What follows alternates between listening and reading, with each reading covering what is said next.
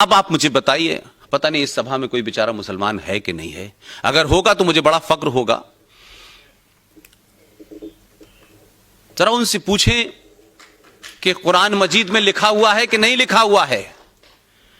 कुरान मजीद में लिखा है कि 1,24,000 पैगंबर आते रहेंगे।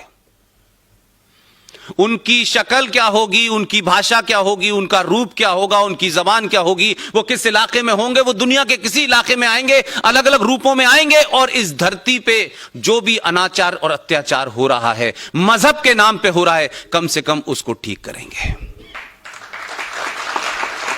मैं भी इस बात को मानता हूं, इसमें कोई बात नहीं है कि अगर कुरान शरीफ में लिखा है तो लिखा होगा।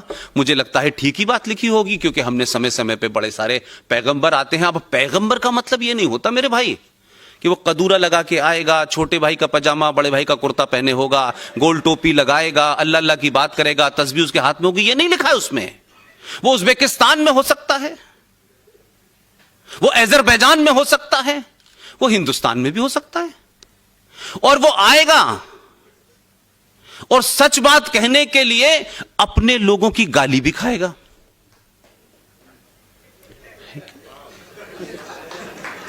तो भाई गलती से अगर वो आ गया है 2014 में,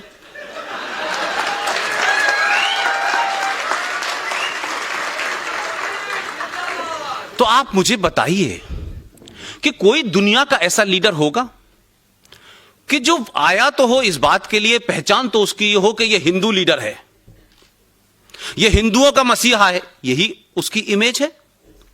लेकिन इस सब के बावजूद कि इस देश में दो दो वोट लेने के लिए लोगों की विचारधाराएं बदल जाती हैं, स्लोगन बदल जाते हैं, लोग मंदिर जाने लगते हैं, लोग मस्जिद से दूरी बना लेते हैं, लोग मंदिर में चले जाते हैं, लेकिन उसके बावजूद भी अब अगर मैं उसको कहूं पैगंबर है तो लोगों को बुरा लग जाएगा। मैं कहता हूं आधुनिक दौर में जरूरी नहीं है कि लोग कुर्ता पजामा पहन के आए, पैंट टाई पहन के भी आएंगे। और हो सकता है कि आपने पजामे का साइज ऊपर कर दिया हो, उसने कुर्ते का साइज आधा कर दिया है, पहचान तो उसकी भी है। और सब लोग पहन रहे हैं, अब सब लोगों को पूरी आस्तीन का कुर्ता अच्छा ही लग रहा, अब नीचे आधी आस्तीन का अच्छा लग रहा है। तो अब आप उसे पैगंबर कह दें, मसीहा कह दें, रिफॉर्मर कह दें, आया तो है। अब उससे हमने कहा धारा 370 हटाओ, उसने कहा वो बाद में हटाऊंगा। पहले मुझे इस देश में 40-50 करोड़ जो मुसलमान हैं, जो मुसल्लत ईमान है, जिनका कंप्लीट ईमान है, कोई बेईमान नहीं है उसमें, सब 100% अल्लाह के मानने वाले हैं, कुरान और हदीस के रास्ते पे चलने वाले हैं, 5 वक्त की नमाज पढ़ते हैं, अल्लाह को याद करते हैं। ऐसे बंदे भी लिखी हुई किताब में जो बातें नहीं हैं उसको कर रहे हैं। पहले मैं इनसे कहूंगा ये झूठ फरेब मक्कारी जो तुम कर रहे हो तलाक के नाम पे, कि ये फटाफट तलाक तुमने निकाला है जिसको तलाक बिद्दत कहते हैं, ये गैर इस्लामिक है, इसको बंद करो। ये काम कोई मसीह ही कर सकता है।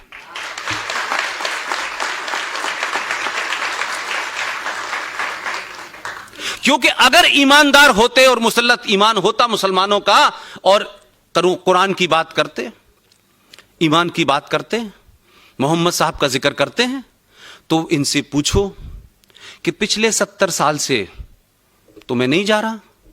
आपको याद होगा 1984 में मोहतरमा भारत की वजीर आजम इंदिरा गांधी का कत्ल हुआ था, और उनकी लाश के बाद 2 महीने में चुनाव हुआ, और उस वक्त उनके साहबजादे जनाब राजीव गांधी जी भारत के वजीर आजम बने। 412 मेंबर ऑफ पार्लियामेंट सीट लेके आए थे, और उस वक्त की विरोधी पार्टी की हालत यह थी कि पार्लियामेंट में वो एक फूल 2 माली थे। उस 412 सीट लाने वाले इतनी मजबूत सरकार ने 1985 में एक गरीब 70 साल की औरत, 70 साल की औरत, एक पढ़े लिखे वकील की बीवी थी, उसको तलाक दे दिया था। 24 साल से वो दीवारों से सर मार रही थी, देवबंद का मदरसा, बरेलवी का मदरसा, अहले हदीस का मदरसा, कुरान शरीफ, यहां वहां मस्जिद मजारों पे सर मारते मारते उस औरत को 24 साल तलाक के बाद 70 साल की उम्र में जब सुप्रीम कोर्ट ने उसने अर्जी दी कि माय लॉर्ड, मैं अल्लाह के बंदों से और इस अल्लाह का नाम लेकर के इस देश में हजारों मुसलमानों की दुकानें बनी हुई हैं, मैंने सबसे कहा कि मुझे इंसाफ दे दो, कुरान की रोशनी में दे दो, जो कुरान में लिखा है वो वाला इंसाफ दे दो, लेकिन मुझे नहीं दिया। तो उसको हिंदुस्तान की हिंदू सरकार और हिंदू कोर्ट के ऊपर यकीन था, वो गई और उसने इंसाफ मांगा, उसको इंसाफ इस देश की सुप्रीम कोर्ट ने दिया। उन्होंने कहा यस,